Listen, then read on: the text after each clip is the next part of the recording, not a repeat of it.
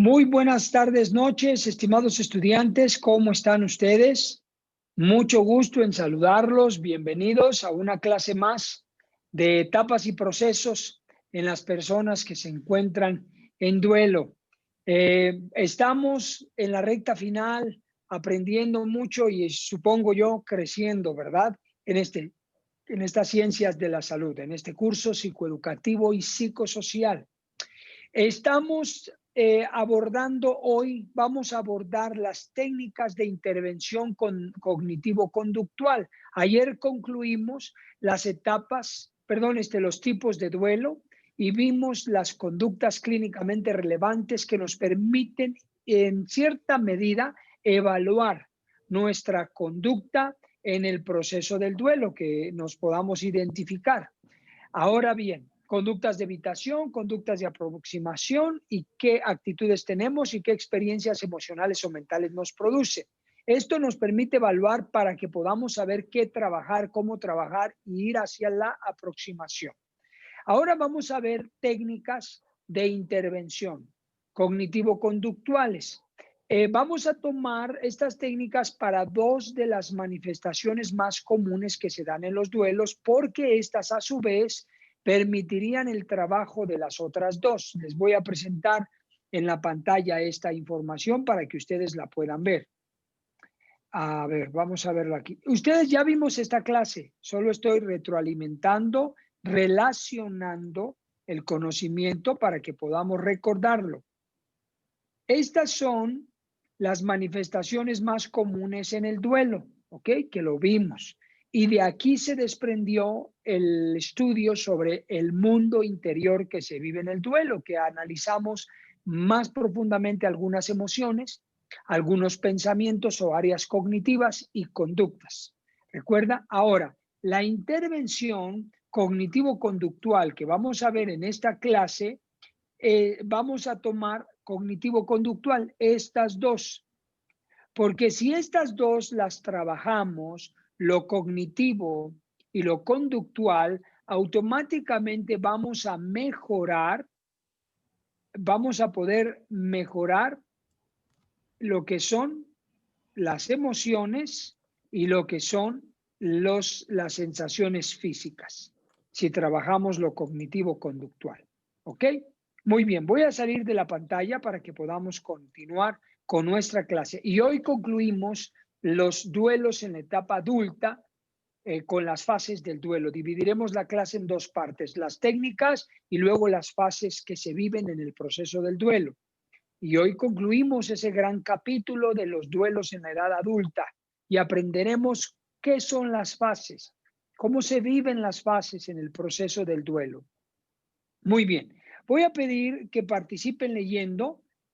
Vamos a leer, como lo hemos estado haciendo en nuestras sesiones anteriores. Voy a invitarles a que lean. Entonces, abran su manual, por favor, página 26 de su manual.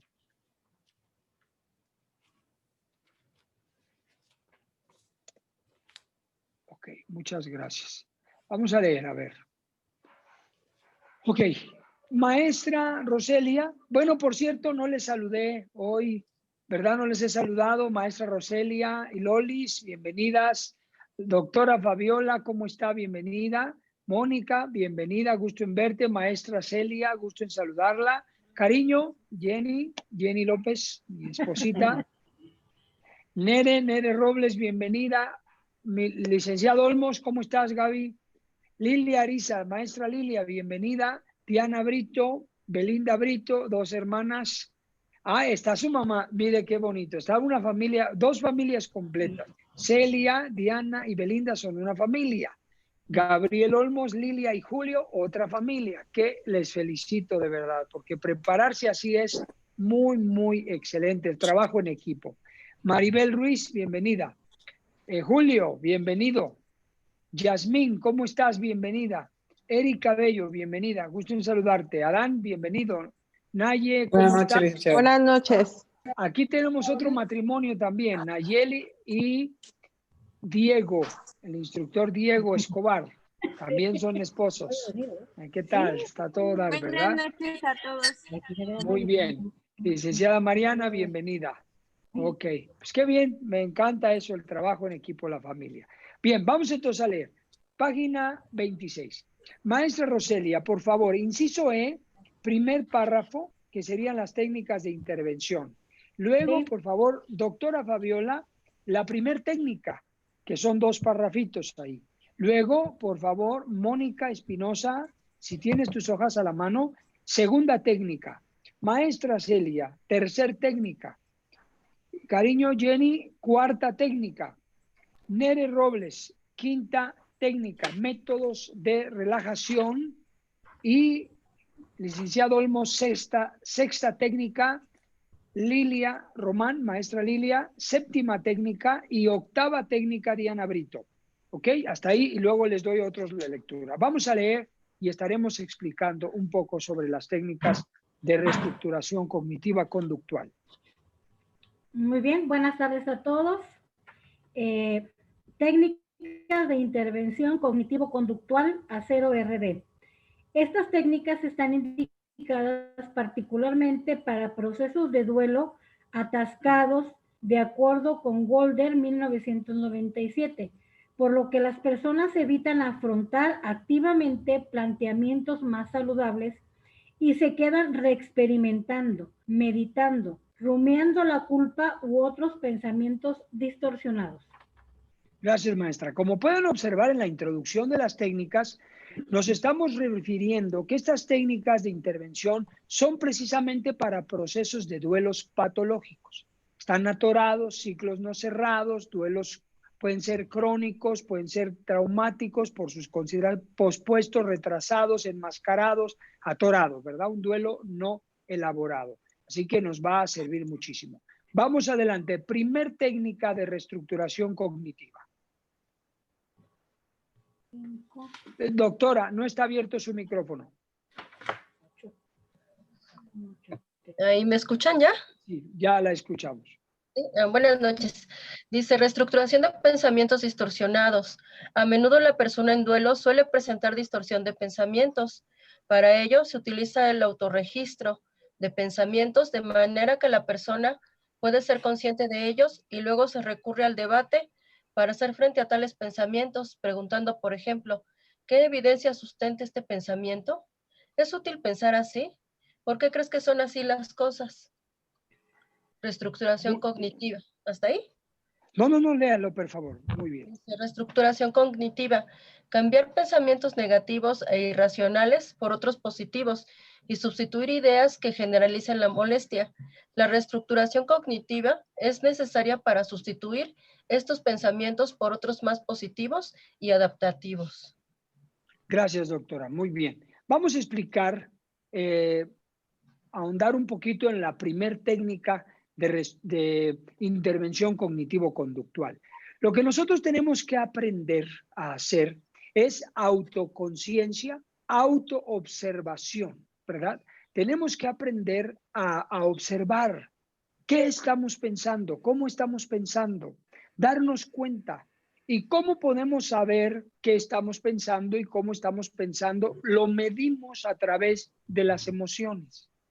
Si yo no me estoy sintiendo bien, estoy sintiéndome con emociones que están afectando mi conducta, entonces automáticamente yo remito esa observación una vez que experimento las emociones, una vez que me pongo en contacto con ellas, que me doy cuenta qué estoy sintiendo y cómo me estoy sintiendo. Por ejemplo, airado, deprimido, enojado, frustrado, triste, etcétera. Entonces yo necesito remitir a lo que estoy pensando. Observo mis emociones. ¿Cuál es el termómetro? Mis emociones. ¿Cómo me siento? Ahora me pongo a pensar, ¿qué estoy pensando? Y me atrapo, ¿verdad? Yo mismo me cacho. ¿Qué estoy pensando? Es que estoy pensando en esta situación, estoy reexperimentando el dolor, estoy rumiando la pérdida, estoy recordando la parte negativa, dolorosa, traumática, etcétera. Estoy teniendo pensamientos fatalistas, irreales, extremos. Entonces, automáticamente, cuando ya observé lo que estoy pensando, cuando estoy consciente de los pensamientos derivados, repito, de mi emoción, porque detecto lo que pienso a través de lo que siento. Entonces, entro en reestructuración cognitiva, que es el inserto que tengo aquí. ¿Qué hago entonces? Sustituyo pensamientos negativos por pensamientos positivos. Llevo mis pensamientos, yo los llevo cautivos, yo los dirijo, yo los manejo. Aplico cambios de procesos mentales y automáticamente voy a ver los resultados en mi estado emocional. ¿Se dan cuenta los 4 mundos del duelo?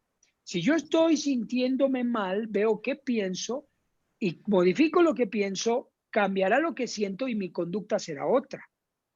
Entonces ya tenemos ahí los 3 manifestaciones más comunes del duelo. Y obviamente si hay sensaciones físicas somáticas, también puede ser una alerta. A lo mejor usted dice, me duele mucho la cabeza, el estómago, me duele mucho la nuca. A ver, ¿por qué? ¿Comiste algo? ¿Cómo te sientes? ¿Qué estás pensando? ¿Tienes un estrés? Entonces uno empieza a analizarse, a auto-observarse. Despertamos la conciencia del observador.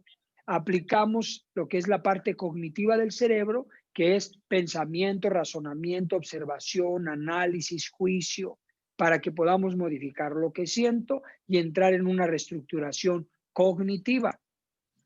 Mi esposa Jenny tiene esta palabra que a lo mejor a ustedes les va a parecer muy pragmática. Hay que pensar lo que pensamos. ¿Okay? Piensa lo que piensas. O sea, piensa lo que estás pensando para que lo puedas modificar. ¿Ok?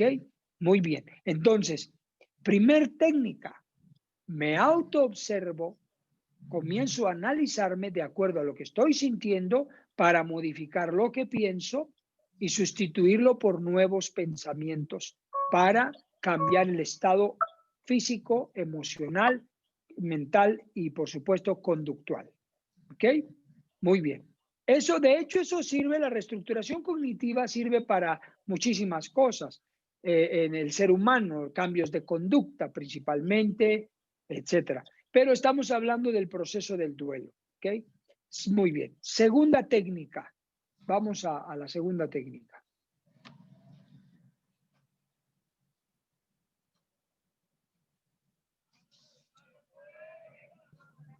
Es detención del pensamiento. Sí, Es correcto. Ok, detención del pensamiento. Es una técnica útil para detener las rumiaciones negativas.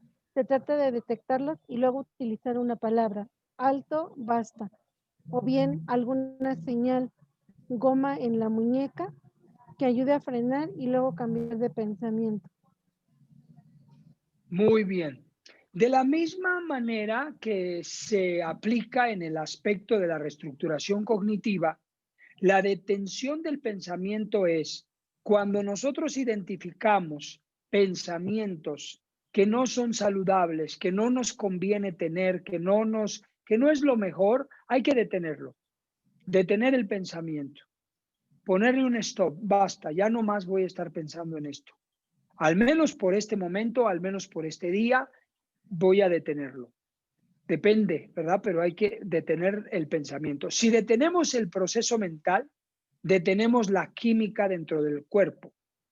Y la química, pues son emociones. Desde la neurobiología, la química cerebral son emociones, sustancias químicas que se van a derramar o vertir a través de la hipófisis en todo el organismo. Entonces va a cambiar el estado emocional y como consecuencia el estado de conducta, detención del pensamiento, ¿ok? Así de simple y práctico. Tercer técnica.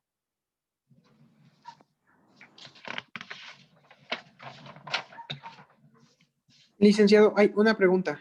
¿Sí? Antes de pasar a la tercera técnica. Por ejemplo, en momentos en los que, me imagino que esta misma técnica de detención del pensamiento, al mismo tiempo que es útil para el duelo, puede ser útil para cualquier otra situación, ¿no? De un pensamiento negativo en la vida. ¿Cómo damos esa orden al cerebro, a la mente, por así decirlo, para decir, ya no quiero pensar esto? Si en ocasiones, bueno, a mí de repente tengo algunos pensamientos que son, no sé, quizás algún temor, alguna situación difícil, y digo, stop, stop, stop, pero entre más quiero parar el pensamiento, siento que no para, o sea, como que tardo unos minutos quizás para frenar ese pensamiento negativo. ¿Cómo podemos Sí, educar esa forma de pensar o tratar cognitivamente frenar ese sí. pensamiento? Sí, bueno, desde la perspectiva de Dolph Silman, un psiquiatra y neurólogo especialista en procesos mentales, él establece una estrategia. ¿Y cómo detengo el pensamiento? Te entiendo muy bien. No es una orden así como un perrito, ¿verdad? Siéntate y se va a sentar. Entonces, uno detiene el pensamiento de manera pragmática. Uno dice, paro este pensamiento, pero lo sustituyo por otro pensamiento. Voy a hacer otras actividades mentales, otras ocupaciones, distractores es como darle vuelta a la hoja. Voy a cambiar la hoja y voy a ponerme a pensar en otra cosa de manera pragmática. De ¿Puedo esa participar? manera. Sí, adelante, adelante, doctora. Algo que me agrada del comentario es que a veces la lucha es tan fuerte interna con la mente de uno mismo, pero algo bueno, ¿no? Que mínimo ya estamos identificando problemas y a lo mejor la primera vez no va a ser fácil parar un pensamiento, como dice compañero Adán, ¿verdad? Sí. Puede uno tardar, uno quiere parar ese pensamiento, pero sigue, pero yo creo que en base a la práctica vamos a ser todavía más sutiles en parar esos pensamientos. ¿Puede ser así? Sí, sí, doctora, perfecto, así es, 100%. Se llama disciplina, ¿verdad? Lo que decía la práctica. Es un hábito, una disciplina, hasta que nosotros logremos niveles de autocontrol, ¿verdad? Niveles de inteligencia emocional en ese sentido, de dominio propio y efectivamente. Y al mismo tiempo también de ir superando la pérdida del dolor, porque en la medida en que trabajamos en la pérdida del dolor, se hace una conexión neuronal menos frecuente y al haber conexiones neuronales menos frecuentes, el recuerdo aparece menos veces, ¿verdad? Menos ocasiones, porque lo vamos a interrumpir. Se llama en la neurobiología interrupción neuronal. Entonces, las redes neuronales, al no conectarse, no se procesa la química y el estado mental y emocional, pero lo interrumpo deteniéndolo, cambiando el foco, entonces cambia la química, las redes neuronales al no conectarse hay menor frecuencia de recuerdo, ¿verdad? Y esa es una explicación técnica, pero lo que mencionan es así, la práctica, la disciplina, la constante, la lucha, la perseverancia, es cierto, hasta que es como a veces lo identifico como una mosca, ¿verdad? Está ahí la mosca dando vueltas, le quito y ahí está y sigue, la quito y ahí está hasta que no la quitemos, en un sentido práctico, ¿verdad? Muy bien, creo que, a ver, déjeme ver un comentario. Voy a hacer un Muchas gracias. comercial. De nada, al contrario, le súper recomiendo el taller de inteligencia emocional. Gracias, Erika Bello. Gracias. Erika recomienda mi taller de inteligencia emocional. Muchas gracias. Ahí enseño mucho esto, ¿verdad? Muy bien. Ok, vamos al número 3. Saciación cognitiva. También cuenta. Perdón, sí, número 3, ¿verdad? Saciación cognitiva. Adelante. Sí, buenas noches, licenciado. Buenas noches, compañeros. Número 3, saciación cognitiva. Se pide a la persona que repita o grabe varias veces al día el pensamiento que le preocupa. Una vez saciado, debe soltar. Gracias, maestra. Esto es algo muy pragmático y es a veces necesario, porque se requiere que se atienda la angustia o la preocupación. Entonces, si las técnicas van a aplicar unas u otras, dependiendo la técnica que más necesite o que más convenga. En algunos casos se sugiere, a ver, vamos a pensar, ¿qué te está angustiando? ¿Qué te está preocupando? A ver, repite el pensamiento, empieza a darte cuenta, empieza a conocerlo, empieza a saciarlo, ¿verdad? Es saciarlo. Para que una vez que lo sacies y una vez que lo trabajes cognitivamente, lo quites. Porque hay ocasiones en que si no lo hacemos, no estamos satisfechos y luchamos mucho. Entonces, a ver, vamos a pensar en el asunto, vamos a saciar lo que está experimentándose y hasta ahí, y lo quitamos. Es como un antojo, ¿verdad? Se me antoja mucho algo, bueno, pruébalo y ya. En ese sentido, también se requiere y se puede hacer. ¿Ok? Muy bien. Número 4. Descripción del síntoma. La persona elige un momento al día en concreto para poder pensar sobre lo que le preocupa, pero no debe hacerlo fuera de este intervalo determinado. Esto le permite tomar el control de pensamientos que describe como incontrolados. ¿Ok? ¿Puedo hacer gracias. un comentario? Sí, adelante. Por supuesto. Hay personas que tienen el hábito de estar pensando mal y para poder pensar bien o pensar positivamente se tiene que formar un hábito y muchas veces las personas son muy flojas o muy perezosas para pensar correctamente, para sustituir un pensamiento malo por un pensamiento positivo. Y también esto se da porque las personas tienen una adicción al pensar negativamente.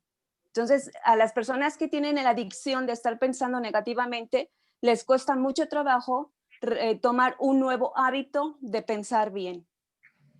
Sí, exacto. Muchas gracias, cariño, por tu aportación. Así es. Es muy importante tomar en cuenta esto porque es una nueva práctica, ¿verdad? Muy bien. Tenemos unos comentarios. Familia Gabriel Olmos, perdón. Cierto, en esta familia somos... bueno, gracias. Ahí lo pueden leer ustedes. Gracias. Pueden leer los comentarios. Muchas gracias. Muy bien.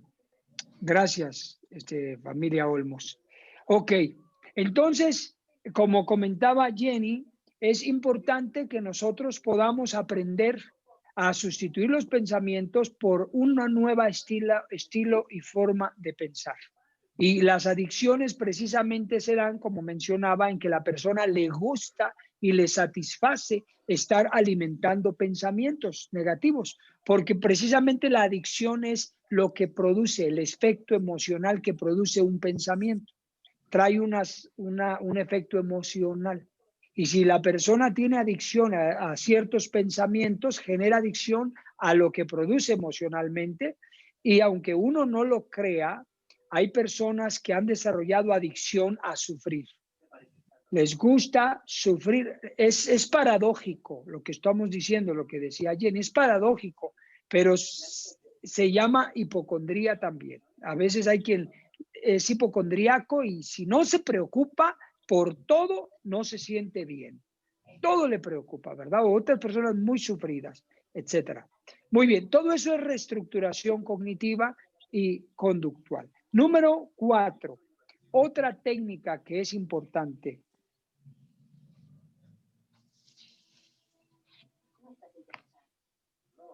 Sigue la 5, ¿no? Sí, es número 5. Perdón. Número 5. Sí, con razón me quedé pensando que ya habíamos leído. Adelante, por favor, Nere. Okay. Métodos de relajación.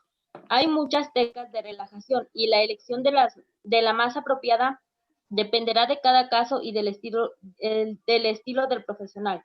Se pueden utilizar cuando se presentan problemas de ansiedad y entre las más recomendables están la relajación muscular de Jacobson, el entrenamiento autógeno de Schultz y la respiración diafragmática. La respiración se considera como una respuesta contraria a la respuesta de tensión o estrés.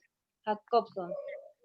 En la respuesta de estrés se produce una activación de la rama simpática del sistema nervioso autónomo, SNA.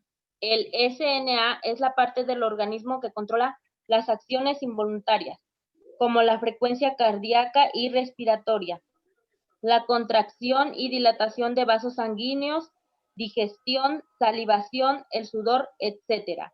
El sistema nervioso autónomo se divide en sistema nervioso simpático, el cual prepara al individuo para la acción, y el sistema nervioso parasimpático, que realiza funciones opuestas al primer, como mantener un estado corporal de descanso después de un esfuerzo. disminuyendo el nivel de estrés del organismo. La relajación produce una activación de la rama parasimpática del SNA. Por lo tanto, la relajación puede considerarse como un estado de hipoactivación. Ok, muchas gracias, Nere.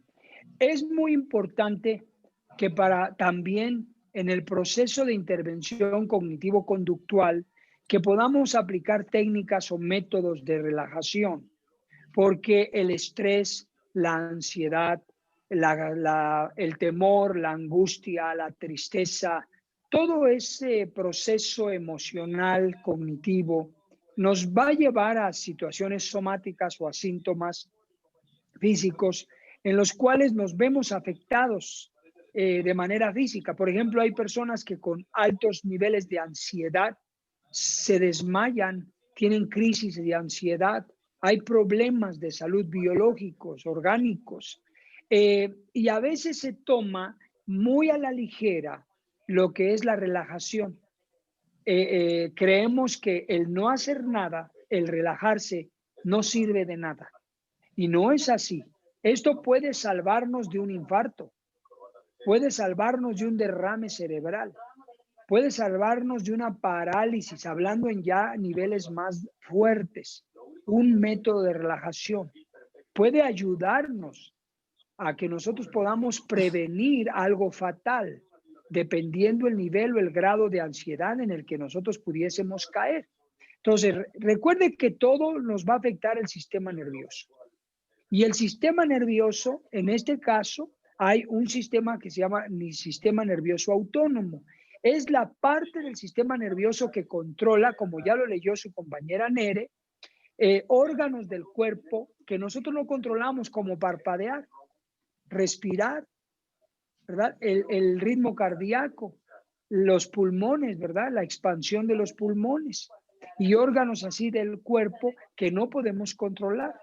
Están totalmente activos. La única manera en que entran en un periodo de parasimpático, que así se llama el sistema nervioso parasimpático, es relajándolos, es cuando nosotros descansamos.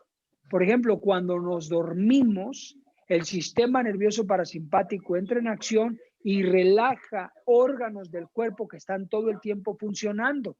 Se relaja el corazón, el ritmo cardíaco baja, se relaja la respiración pulmonar, los párpados se cierran y los ojos descansan, ¿verdad? Y así los órganos del cuerpo, por ejemplo, el estómago, el proceso digestivo, la circulación disminuye, la frecuencia, la velocidad de la circulación. Entonces, todo el organismo entra en un estado de relajación. Cuando dormimos, por ejemplo, el sistema nervioso parasimpático entra en acción y relaja el sistema simpático del organismo. Cuando estamos en una situación de estrés, de agobio, de ansiedad, y nosotros aplicamos técnicas de relajación, por ejemplo, nos vamos a descansar. Un ejemplo, me voy a ir a recostar un rato, me acuesto sobre la cama en forma horizontal,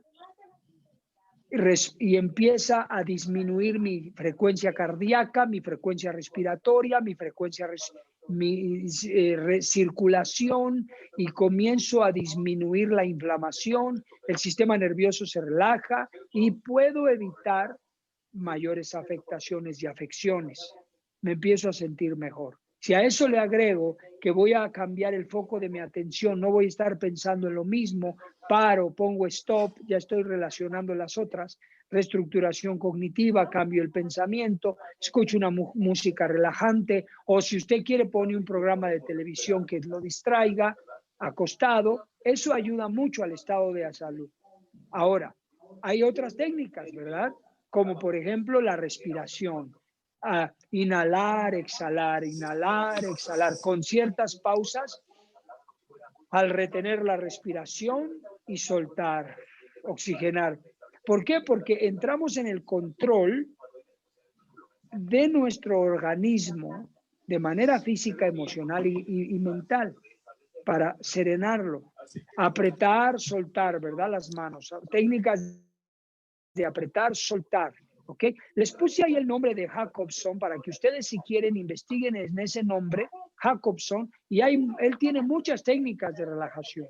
Pueden ustedes indagar, investigar. Yo les estoy explicando nada más la importancia biológica, orgánica, emocional, mental de los métodos de relajación. No les estoy diciendo los métodos de relajación, pero les estoy dando unas técnicas muy pragmáticas, como repito, acostarse, sentarse de manera 90 grados, con las palmas de las manos en las rodillas, respirar, inhalar, exhalar, o las manos a la lateral de los brazos, de los hombros, sueltas, apretamos aquí abajo, soltamos conforme respiro, el movimiento de las piernas, etcétera. Son técnicas.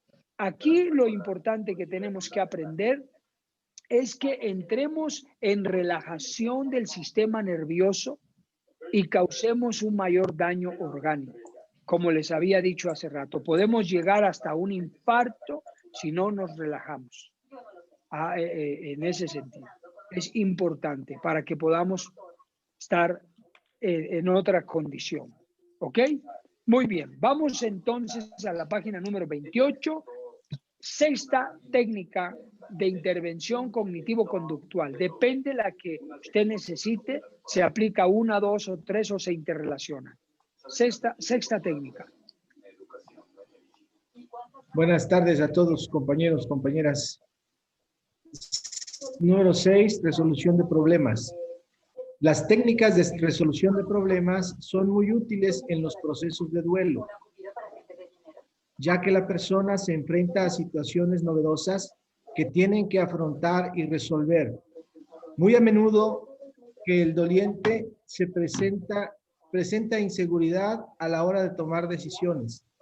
Al respecto, es clave recordar la indicación de no tomar decisiones importantes en los primeros momentos del proceso o bien posponerlas o delegar a otra persona cercana que ayude a decidir.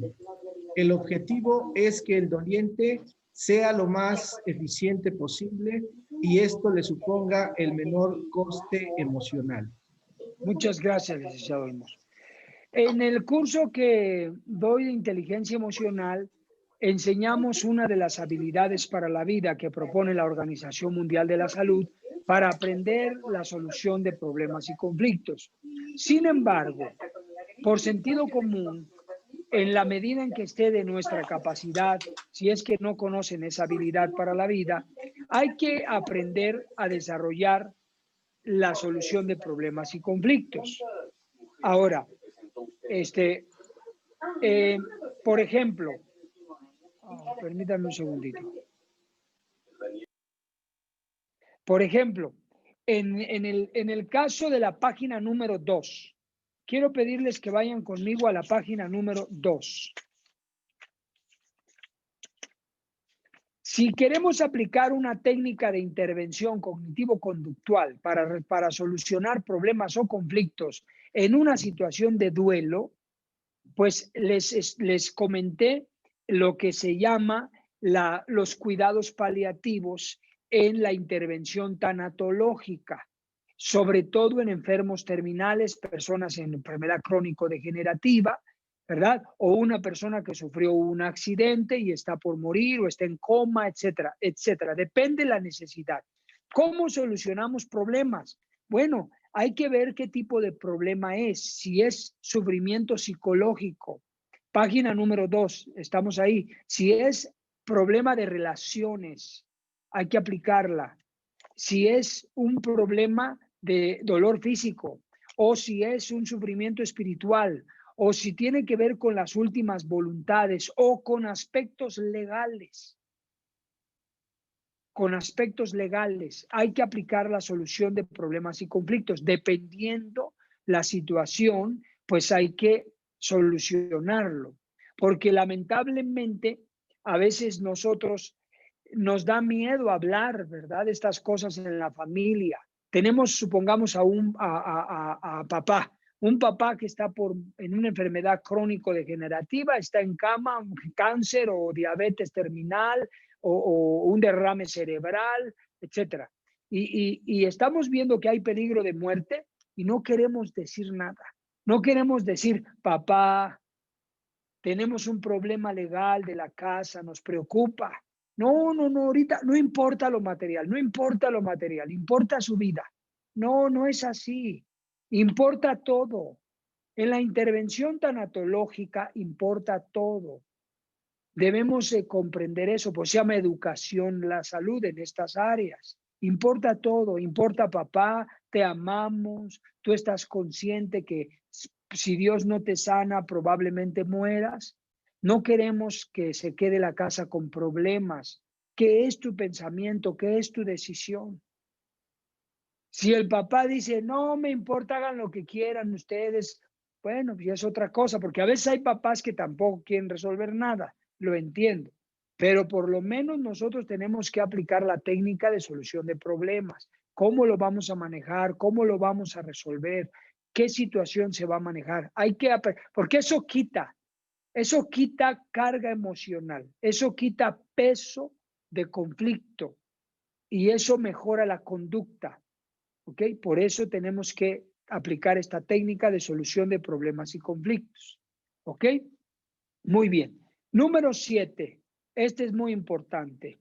Como todos, ¿verdad? Pero vamos a leerlo. 7.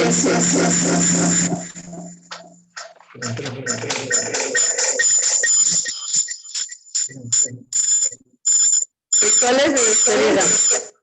Son conductas que facilitan trabajar en la aceptación de la realidad de la pérdida. Las formas son libres de forma y modo. Lo importante es que se obtengan buenos resultados en el proceso del duelo. Gracias, maestra Lilia. Miren, queridos estudiantes, en una técnica de intervención cognitivo-conductual es muy importante los rituales de despedida. Los rituales de despedida pueden aplicar en el proceso de la pérdida, permitir, dar lugar a que las familias, las personas nos despidamos, se despidan. Eso es muy bueno, muy necesario. Pero supongamos que no hubo oportunidad. Alguien dice, no lo vi morir, no lo vi la última vez, no nos vimos, no hablamos, no cerramos ciclos, no nos pedimos perdón, nos quedamos con, ¿recuerdan el mundo interior del duelo? Lamentaciones, que hay cosas que no dijimos, pudimos decir, lo dijimos mal, hay resentimientos, hay castigo, hay culpa. Ese mundo interior del duelo en pensamientos y emociones a veces nos llevan a no tener un ciclo cerrado con la persona. Entonces, eso nos angustia mentalmente, nos angustia emocionalmente. ¿Qué es lo que se recomienda en una técnica de intervención cognitiva conductual? Por ejemplo, se puede aplicar la técnica de la silla vacía. Se puede poner ya mencioné que si la persona vive, hay que dar lugar a los rituales de despedida, pero supongamos que no vive ya. Entonces, se pone la silla vacía, si así lo desea usted. Esto es decisión de cada quien. Y la persona se sienta en una habitación a solas y se despide, habla, aclara, cierra los ciclos, pide perdón, perdona, habla de una situación no resuelta, se despide, habla de lo que representa para su vida, se desahoga, habla. Debemos de estar conscientes que no vamos a hablar con la persona, no es así. Es algo psicológico, emocional para nosotros, es un ritual de despedida que nos va a ayudar a desahogarnos. La otra es que si usted lo necesita ir a la tumba, al lugar donde lo sepultó, puede hacerlo. Solamente que debe saber que no va a hablar con el familiar, por favor, porque eso tiene que ver con el mundo interior del duelo que se llaman apariciones, ¿verdad? Apariciones, que se piensa que lo vi, hablé con él y esto tiene más que ver con una ilusión que con una realidad. Entonces, se va a hablar en la tumba si es que lo decide, pero usted lo va a hacer por usted, un ritual de despedida. Lo otro es que se puede escribir una carta.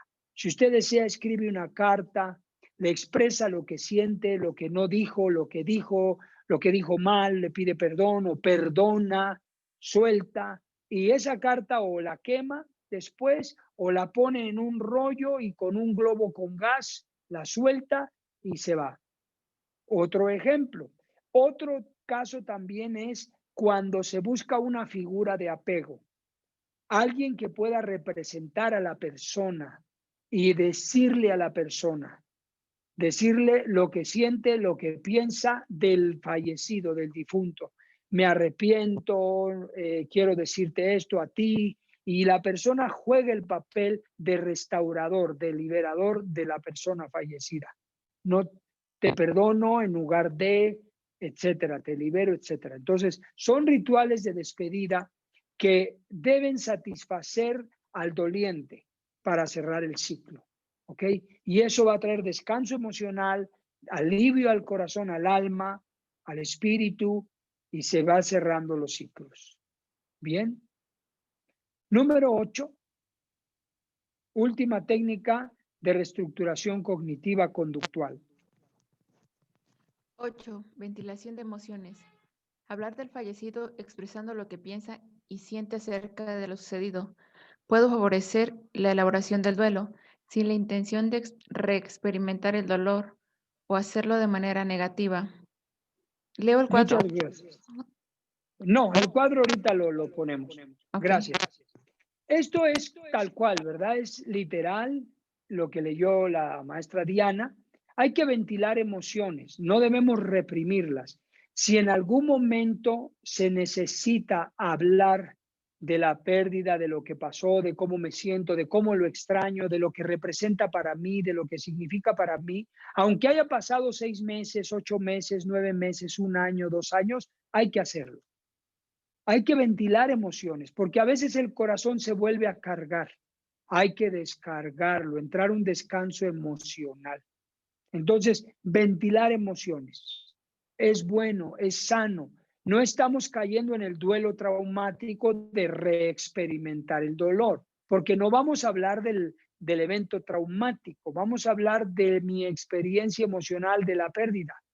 Le extraño, me hace falta, le necesito, me acuerdo de esto, recuerdo esto, me gustaría esto, lo otro. Uno ventila, uno desahoga, uno platica. Debe tener uno libertad para hablar. Necesitamos hablar. Y si llega a haber en algún momento llanto otra vez, no hay problema. No quiere decir que no lo superé. Somos seres humanos con la capacidad de pensar y revivir un recuerdo, una memoria que nos causa llanto. Es muy natural y muy normal, y a veces es necesario, porque el llorar libera cortisol. Es decir, no libera cortisol como el estrés que libera cortisol y daña. No, digo, desahoga el cortisol, quise decir, desahoga cortisol. Y cortisol es una hormona que se da de la ansiedad, del estrés, del miedo, y que es muy dañina para el organismo. Entonces lo desahogamos. ¿Ok? Muy bien, queridos estudiantes. Hasta aquí llegamos con las técnicas de intervención cognitivo-conductual. Es una estrategia que les presento para que ustedes puedan trabajar la elaboración del duelo y poderlo superar y manejar y llevarlo hacia la aceptación. Ahora, para concluir la clase, vamos a conocer las fases y las etapas que se viven dentro del proceso del duelo. Son 5 fases. Todo ser humano, lo sepa o no lo sepa, vive estas fases del duelo. Lo importante aquí ahora es que usted las va a conocer, las va a identificar y le va a permitir saber en qué fase se puede encontrar en algún momento y la pueda manejar, ¿ok?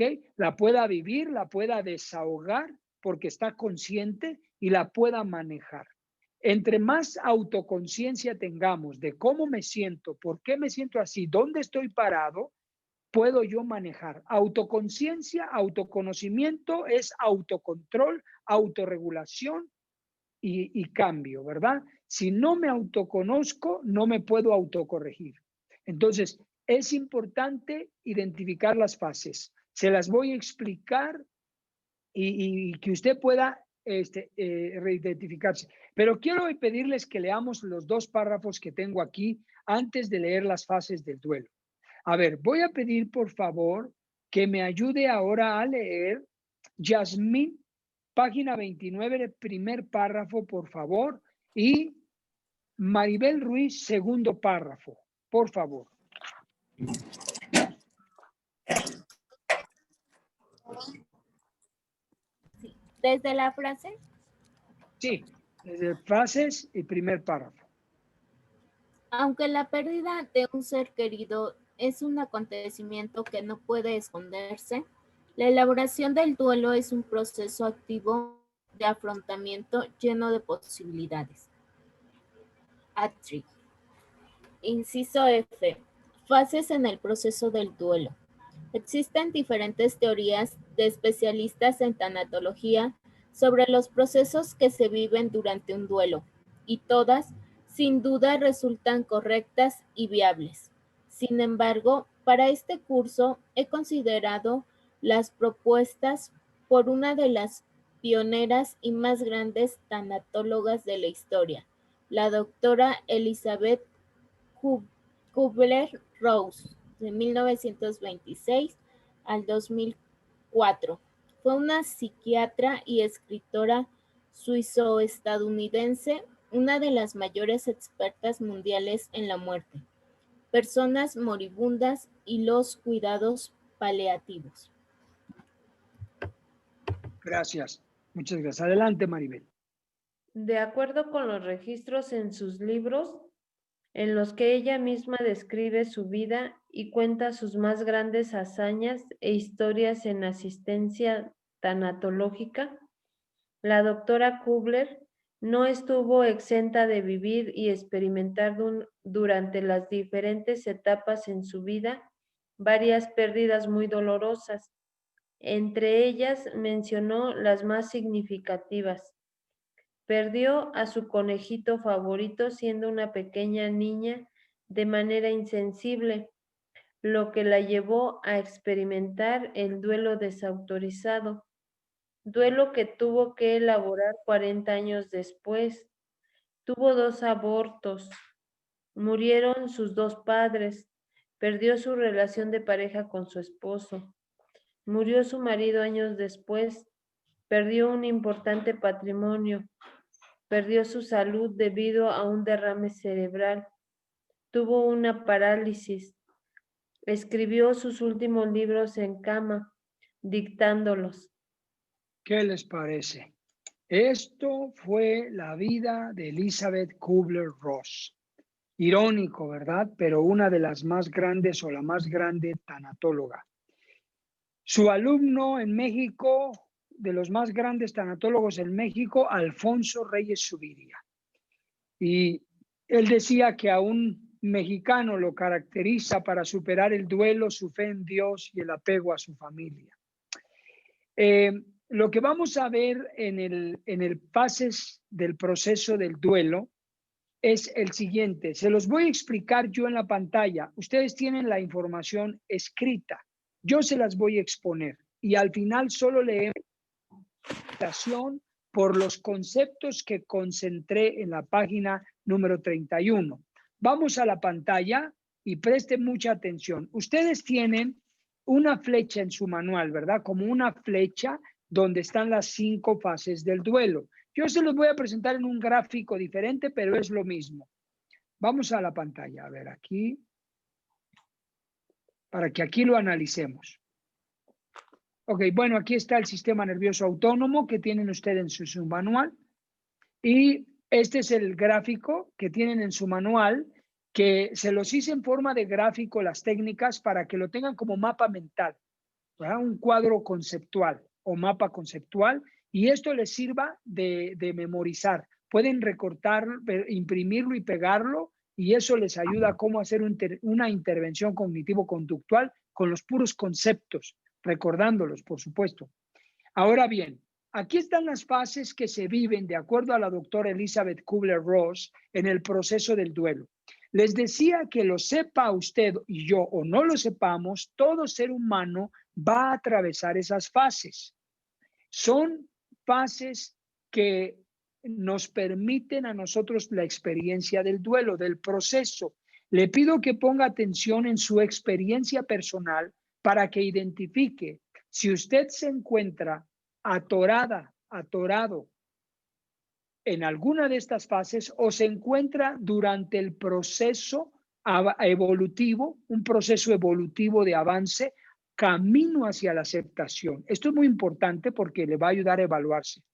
Bien, todo evento, todo duelo, toda pérdida va a iniciar con una detonante que es una crisis, ¿verdad? En este caso.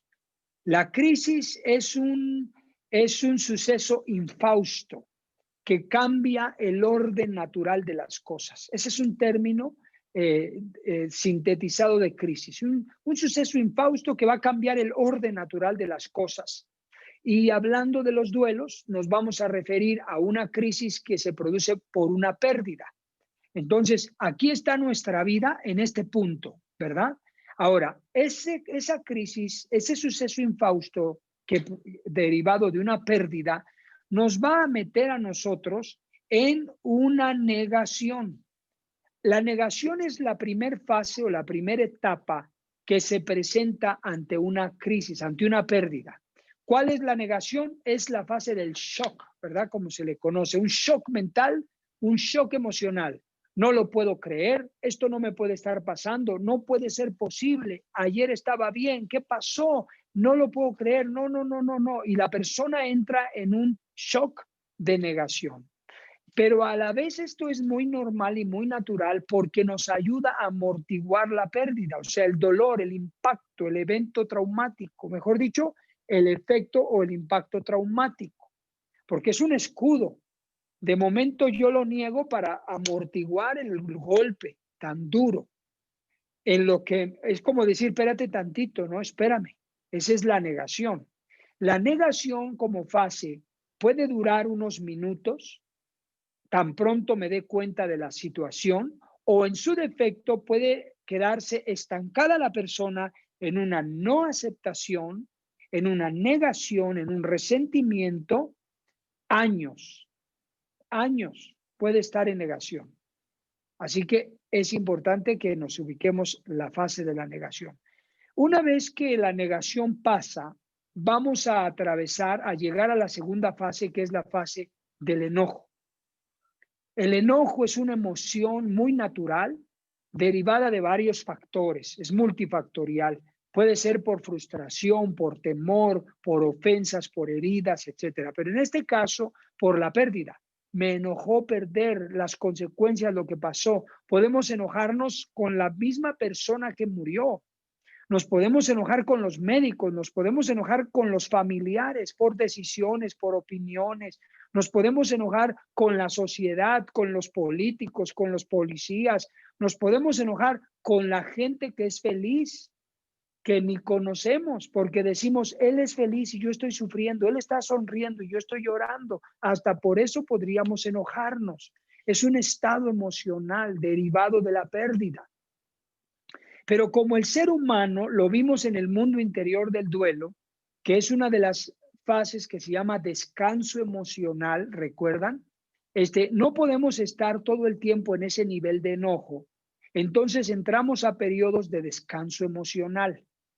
¿Y qué es lo que sucede? Avanzamos hacia otra fase que se llama negación, ¿verdad? ¿Qué es esta? La negociación, disculpen, negociación.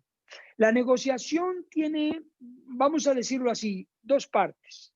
Una parte se da la negociación cuando la pérdida todavía no es una pérdida, que está en proceso de pérdida, nosotros negociamos. Por ejemplo, negociamos con Dios, los que creen en Dios, y dicen, Dios mío, no te lo lleves, préstale la vida, dale una oportunidad, dame una oportunidad, perdóname, ayúdame, sálvalo, sálvala, te prometo, te juro, estamos negociando. Eso es muy normal. También cuando se pierde la relación de pareja, por ejemplo, una pareja que está en proceso de poder ruptura, negocia, ¿verdad? No te vayas, te lo juro, te lo prometo, no lo vuelvo a hacer, etcétera. Y hay muchas promesas. Se llama negociación porque hay una pérdida en proceso, ¿verdad? Entonces, lo mismo con negocios, ¿no? Cuando hay pérdidas en proceso. Pero cuando ya la pérdida es una pérdida, la negociación, ¿cómo funciona? La negociación funciona en tratar de mitigar la pérdida, de mitigar el dolor. Puede haber culpa, puede haber vergüenza, puede haber emociones, ¿verdad? Que son culpa, castigo, negocio yo con lo perdido para mitigar el dolor, para evitar sentir tanto el dolor, el proceso. Entonces negocio. Pero cuando la negociación pues no cumple el propósito que debe cumplir, porque no se puede, la pérdida es pérdida y vimos el concepto de pérdida, entonces yo voy a avanzar hacia la cuarta fase, que se llama la fase de la depresión.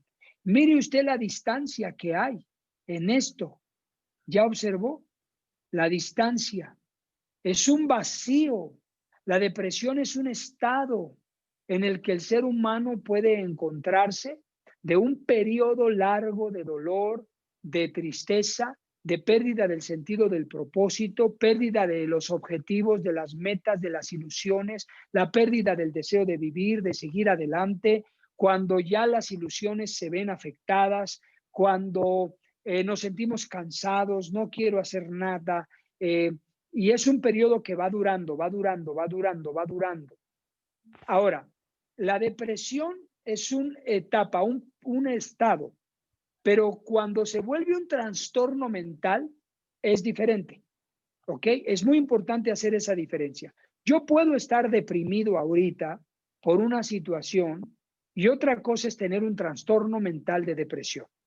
Ya el trastorno mental de depresión ya es más patológico, que representa un periodo de depresión de 4 a 6 semanas continuas. Después de 6 semanas ya se podría diagnosticar un estado de depresión. Entonces, en ese proceso de la pérdida, yo voy a atravesar la depresión, que es un estado de tristeza, de la pérdida de la seguridad, del propósito, de la alegría, del deseo de vivir, de salir adelante, objetivos, metas. Hay cansancio, hay mucho sueño en la mañana, en la tarde, hay poco sueño en la noche, se nos va el sueño, se nos va el apetito, queremos comer compulsivamente, estamos ansiosos, hay manifestaciones somáticas, los brazos duelen, están adormecidos, la espalda, los hombros, la cabeza, cansancio, es depresión. Lo importante, queridos estudiantes, es que esa etapa de la depresión no se convierte en un trastorno mental, que sería ya una depresión patológica. ¿Qué tenemos que hacer? Tenemos que caminar y trabajar para dirigirnos hacia la aceptación. Y después de la aceptación vendrá la fase del aprendizaje de la experiencia. ¿Qué puedo aprender de esto? ¿Qué bueno hay detrás de esto? Lo que dice la tanatología, encontrarle sentido a la pérdida. Aquí se da en el aprendizaje. Entonces, yo les recomiendo que se identifiquen. Si ustedes han padecido un duelo o están padeciendo un duelo, se encuentran en qué etapas. Las fases del duelo, déjeme decirle que son de vaivén también. Pueden ir y venir. Puedo estar en depresión y después puedo irme al enojo. Y luego regreso a la depresión o me voy a la negociación o puedo regresar a la negación y estoy en un vaivén de las fases, atorado. Recuerdan que las técnicas de intervención cognitivo-conductual dice que es para casos de duelos atorados. Ahí está, atorados en esto, en la negación, en el enojo, en la negociación, en la depresión. Evalúese. Si usted no se considera en estas fases, aunque sienta tristeza, aunque sienta enojo, aunque sienta tristeza, dije enojo, y aunque en el fondo uno no quisiera creerlo, pero voy camino hacia la aceptación porque no estoy atorado. Entonces, usted está teniendo un duelo elaborado de manera normal. Pero si está atorado porque no ve la salida, porque está experimentando el dolor, porque está rumiando la pérdida, porque está en un proceso de conflicto tremendo, entonces no estamos caminando hacia la aceptación. ¿Ok? Voy a salir de la pantalla por si hay preguntas o comentarios. Muy bien, hasta aquí. En este punto, vamos a leer la aceptación. Página, ya vamos a terminar la clase, unos minutitos más, pero es importante terminar la lectura de la aceptación. Creo que no le dicté a nadie, ¿verdad? A ver, vamos a pedir que alguien más lea. A ver, vamos a pedirle. Tengo varias cámaras apagadas. Ok. Julio, Nancy, Dalia, Naye, profesor Arquímedes. ¿Dónde está Diego? Ya no lo veo. Ok. A ver, vamos a leer los que... Eric Cabello, por favor, página número 31. Número 5, aceptación. Perdón, Por favor. ¿la 30 no la vamos a leer? ¿Mande? ¿La 30 no la vamos a leer? No, porque ya se las expliqué. Lo que está en la 30 se los expliqué. Sí, ¿Ok? fue lo del cuadro. Ok, gracias. Sí, muy bien. De nada. Número 5. Ah, cierto, Diego inició su curso. Gracias, Naye. Discúlpame. Salúdamelo. A ver, Eric Cabello, la 5ª, aceptación. Primero y segundo párrafo, por favor. Y Naye Martínez, 3er párrafo. Y Nancy Orozco, 4º párrafo.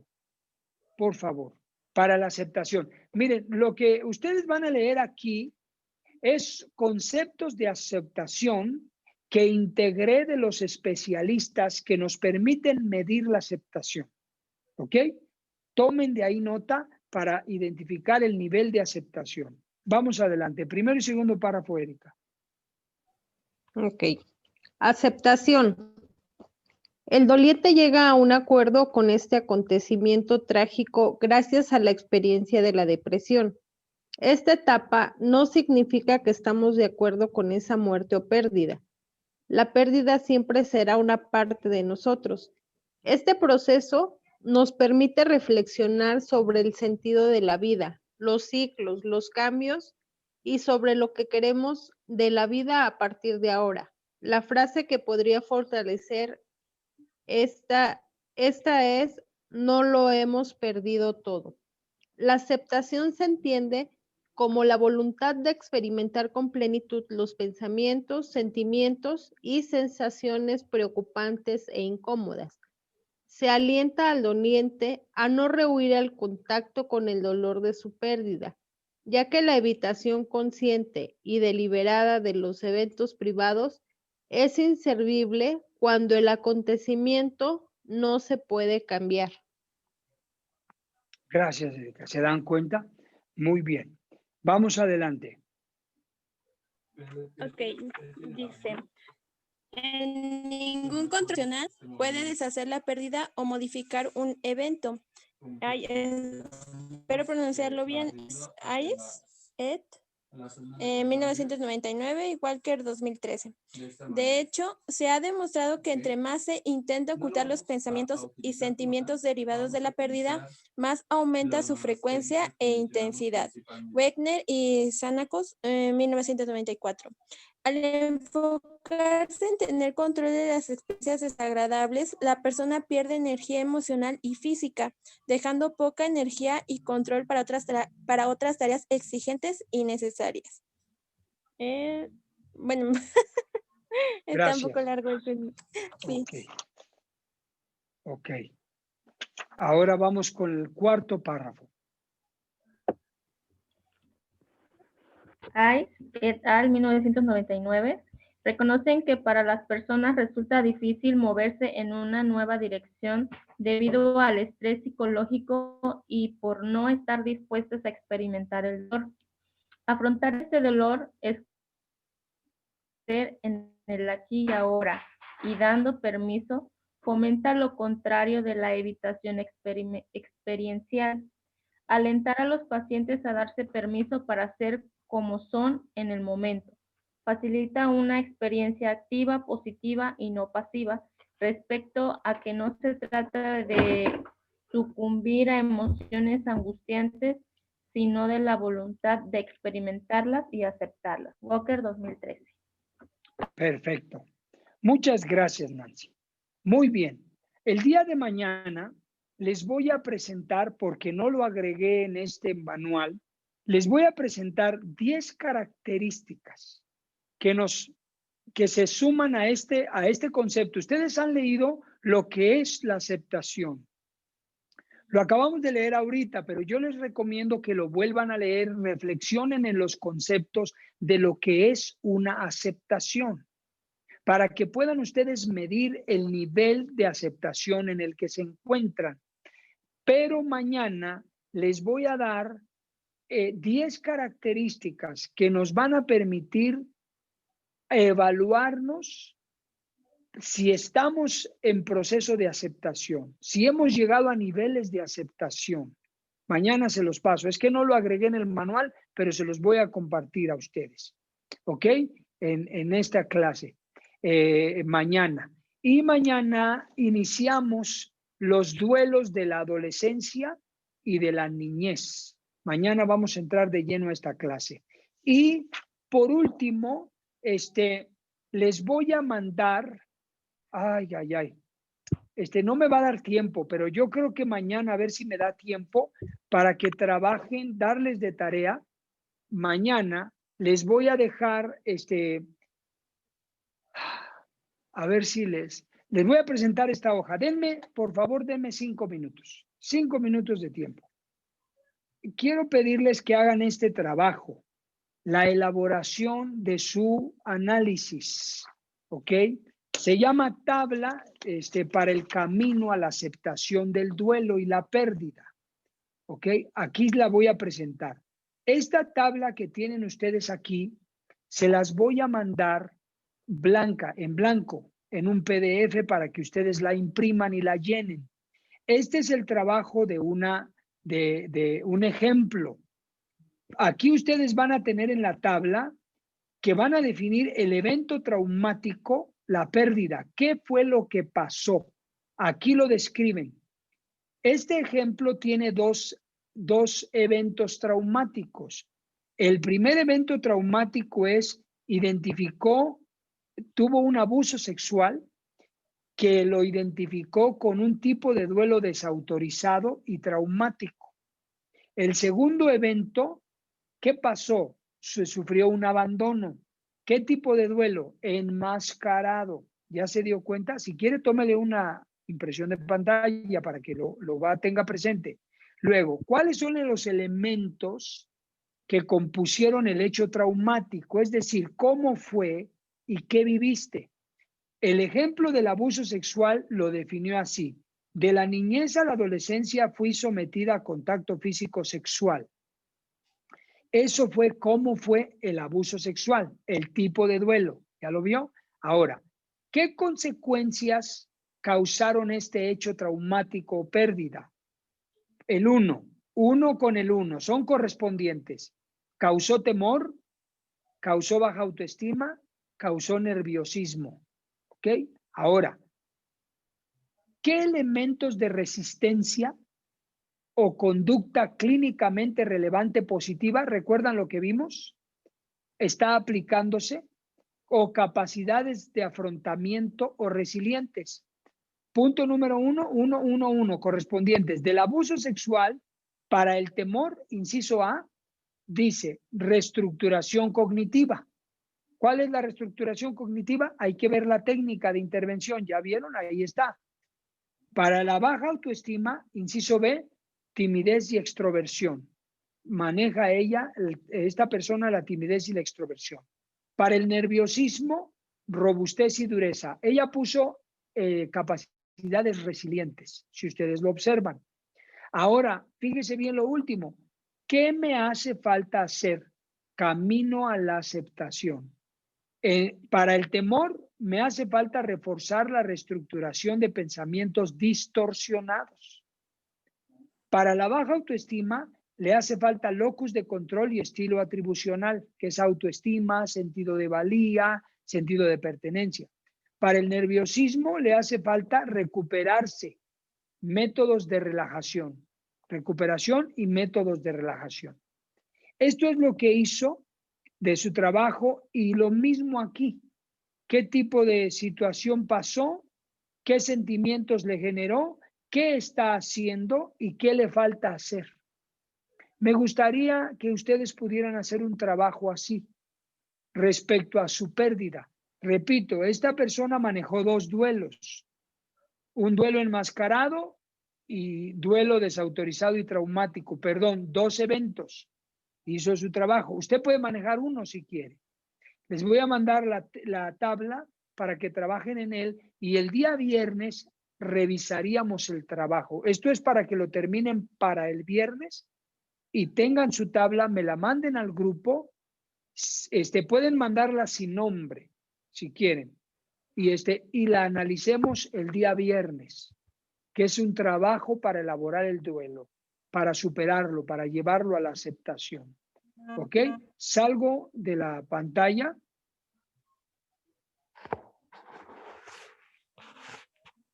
Y con esto estamos concluyendo la clase. Profe, una pregunta para finalizar, sí, sin quitar adelante. tanto tiempo.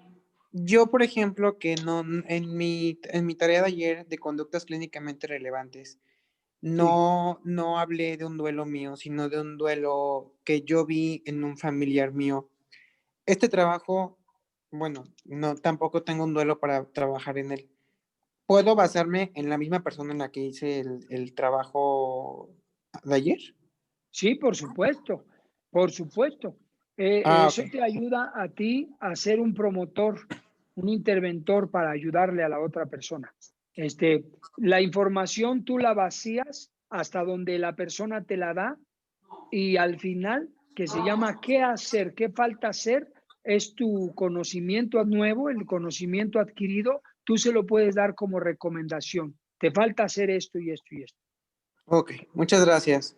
Muy bien. Entonces, columna 1, 2, 3 y 4 es la información de la persona. Columna 5 es tu sugerencia, tu consejo, tu intervención. Perfecto. Muchas gracias, Kemal. ¿Okay? No, al contrario. Muy bien, estudiantes. Muchas gracias a todos por su participación. Espero que hayamos crecido, aprendido un poquito más otra vez hoy. Mañana continuamos con más información de su curso. Que descansen, Dios les bendiga mucho. Nos vemos mañana. Un abrazo a todos. Gracias, hasta mañana. Hasta mañana. Gracias.